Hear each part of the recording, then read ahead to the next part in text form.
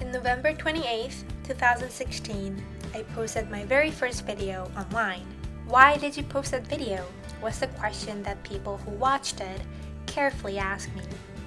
In all truthfulness, I don't have one defined reason or intention. I left a job 2 weeks prior to making that video, the job that paid well, but I chose to leave because it wasn't fulfilling and rather disappointing. And more than that, I wanted to do something else. I wanted to write. I honestly thought that I could write a book. I wasn't certain about all the details, but I had this vague but strong determination that I will write. And a week prior to posting that video, the idea came pouring into my head, and even before giving second thoughts to it, I wrote them all down as it came. All of them. I was so focused on it that I even forgot to eat. It took me 3 entire days to finish an 8-page long article, and then I realized 8-page was too long, and there were parts that I didn't feel so comfortable sharing.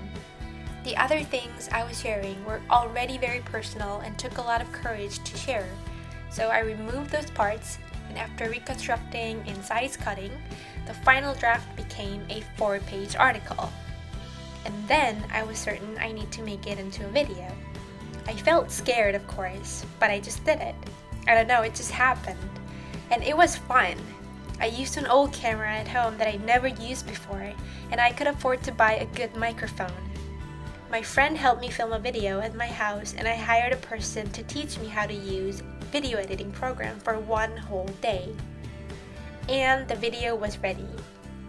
It's funny because while I was making that video, I never second-guessed my decision, but right before posting it, I was so nervous and thought, do I really need to share this? And I even sent the video link to 3 of my friends and asked what they thought. Anyways, it eventually happened, the video was up, people watched it, and everything was fine. I mean, it shocked and puzzled some people, but also some of my old friends and even complete strangers sent me kind, loving, and encouraging messages through Facebook, comments, Kakao Talk, etc. But the best part about sharing that video was the after effect. And by after effect, I mean all the video ideas that came after making that video.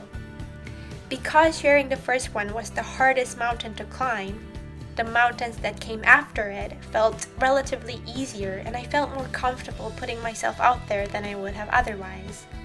And I genuinely enjoyed it. YouTube was my very first official and public creative outlet, and what felt amazing to me was that I can share my thoughts and ideas to people, even without being an official writer or being a famous figure.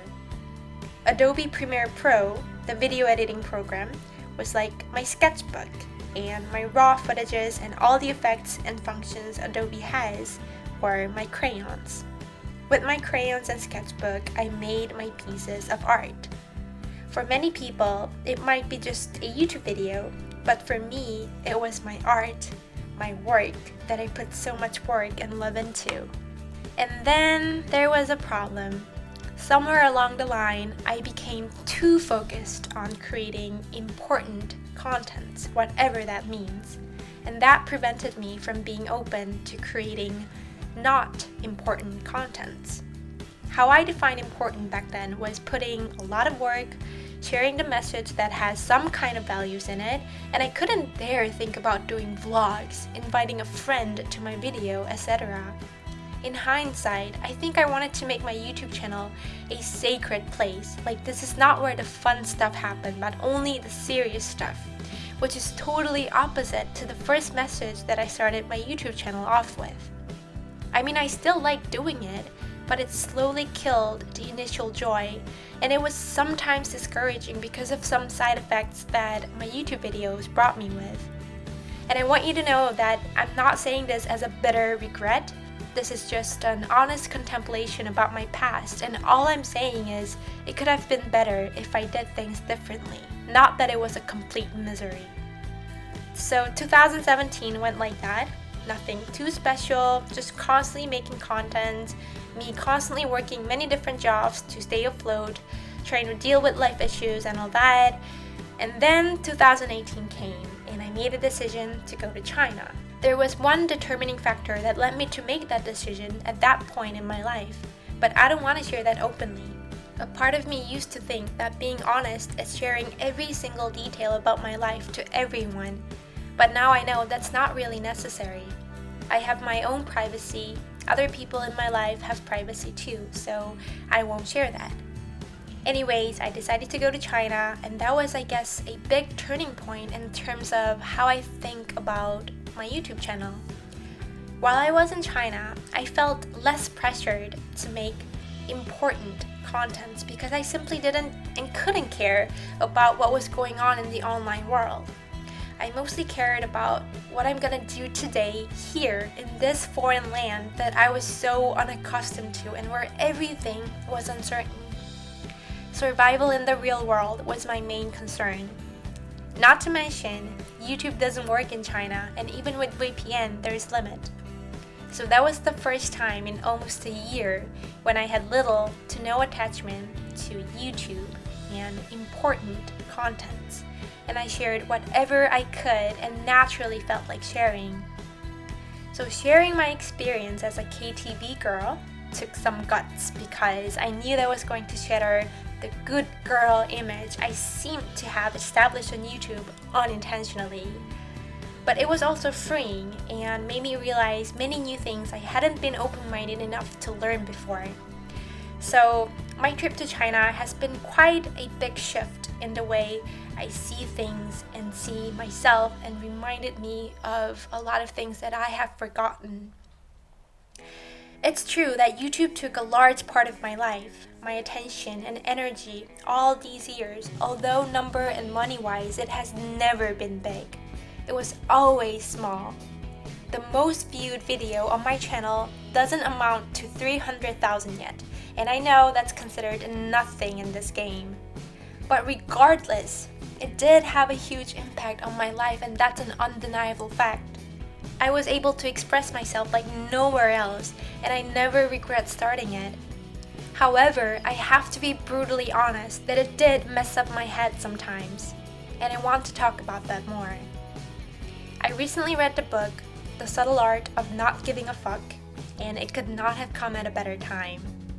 We live in a society where we think we need to be important, happy, and successful, and I am definitely guilty of promoting those things. In my earlier videos, I use a lot of those words, and don't get me wrong, my intention was pure. I really did want to spread out the message that we are all equally great in different ways, and I wanted to share what I learned through my experience that I believe to be truthful. However, words, as positively influential as they can be, can also have side effects in that it makes us get attached to those words rather than letting it serve as a signpost to guide us to a certain concept and perception. And my own words messed me up in that way. I got attached to the word happy, extraordinary, enlightened, and important without me even realizing. I think it's good to promote something positive, and we need more of that, but I think it's equally good to not get attached to that positive. Back to the book, The Subtle Art of Not Giving a Fuck. Although every single part of it was amazing and truthful, the part that struck me the most was this one. The desire for more positive experience is itself a negative experience, and paradoxically, the acceptance of one's negative experience is itself a positive experience. It means wanting positive experience is a negative experience, and accepting negative experience is a positive experience.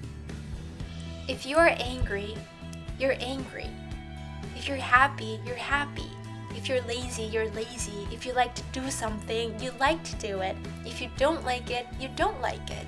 If you enjoy your time, you enjoy your time. If you don't enjoy your time, you don't enjoy your time. If you want to sing, dance, read that book, go for a run, spend time with that friend, go somewhere, help someone, you do it. If you don't, you don't. That acceptance is far more important and should come before everything else. It was a beautiful feeling. The message that I was trying to share in my first video was I became happier after I realized I'm none of the labels. I'm not a something person because I am just what I am in my present moment. That's who I am. I'm not a smart person. I'm not a tall person, beautiful, ugly person who achieved this or that, person who failed at this or that. I'm just a nothing, but how I am right now. And I slowly forgot this while being on YouTube and trying to matter. One of the reasons I love watching videos on YouTube is it's inspiring to see people's natural growth and natural fun. It is true that some of the people I follow are wildly successful and talented, but it's not just their success or talent that inspires me.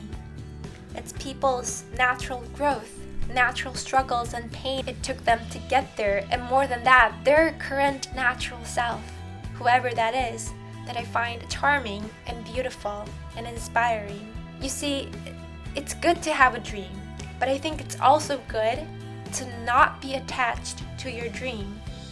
Just like what I said about words. Let it be a guide, but not the ultimate, one and only destination. You shouldn't be a slave to your dream because although your dream can be a good driver, it's a bad master, just like money. If you have a dream, have it. If you want something, want it. Just let it be. Let yourself be before you judge it. That's the art that we can master first. Being ourselves, not trying. As this book puts it, not giving a fuck so that you can give a fuck in better things. We're almost nearing the end, guys. Just one more thing before I wrap up. Let's talk about death. We live in a society where it's all about the result. We focus so much on the result. But what is the result really? There's no result other than death. Death is the final result of our whole life, thus of everything. Therefore, every result that's not death is a process. Your highs will turn into lows. Once the problem's solved, another problem will begin. You earn money and then you spend it. It's all life cycle. And then at the end of it, there's death. So nothing is a result. And being mindful of this changes the way you see yourself, what you do, and what you consider worthy of your attention. And I should admit, I quite forgot about my own mortality too, as I was focused on the vague results, and that fed my fear to grow bigger, blocking me from taking healthy actions that I could have taken. I was talking about adventures in my videos, but I don't think I was being adventurous enough, at least not in the way I meant it. Although my fear had legitimate reasons and cause, just like any fear, I should not have let that rule over me. But I did. So that's it. Draw my YouTube live video. It's not a happy or unhappy ending because there's no ending really, unless YouTube breaks down and shuts down all channels. But even if that happens, what I experienced and learned being on YouTube will carry over to whatever I do next. It always works that way, whether we realize it or not.